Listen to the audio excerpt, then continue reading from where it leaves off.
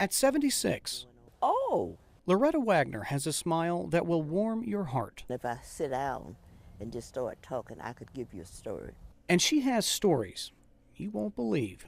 One in particular, the year was 2011, the day, Wednesday, April 27th. I had just came from the doctor and the grocery store. A normal day, it seemed, until about mid-afternoon. This is a violent storm. Tornado paths that had been in Alabama all morning now headed for Pratt City. And when they said tornado this time, I just said, Lord, just keep us.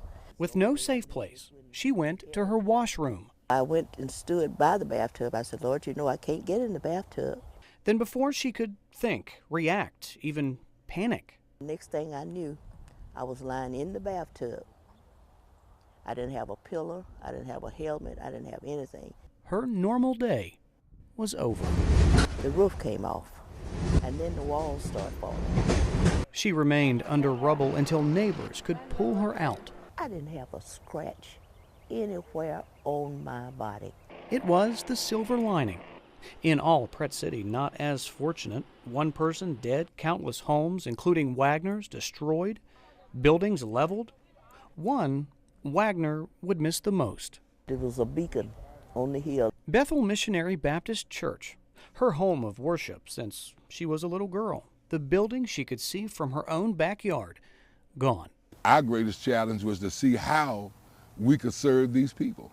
If anyone had a daunting task following the tornado, it was this man, that church's pastor, T.L. Lewis. You know, I never believed that I was capable of doing what God had commissioned me to do on my own.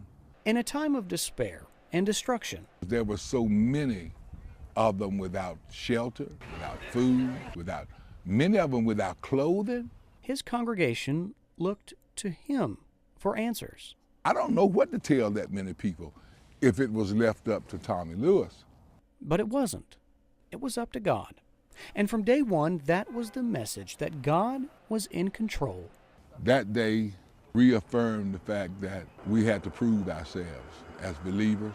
Slowly, progress was made, pieces picked up, and eventually, what was left of Bethel Missionary Baptist came crumbling down. For Lewis, it was always the issue to keep the faith, to show people that all of this is for a reason.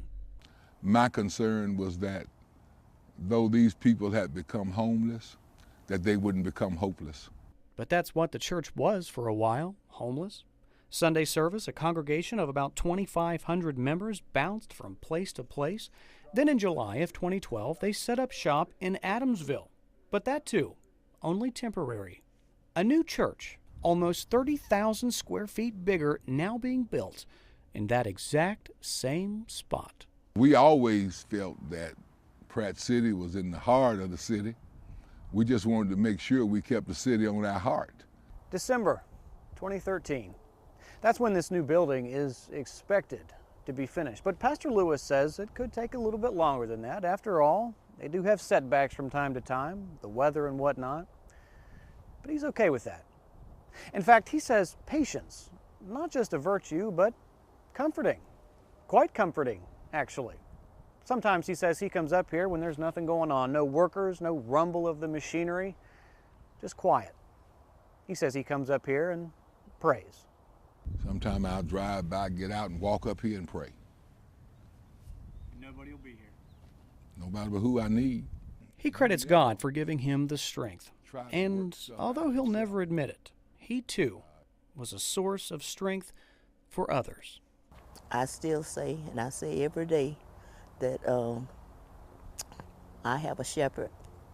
My pastor is my shepherd. As for Wagner, I'm waiting. I'm just waiting.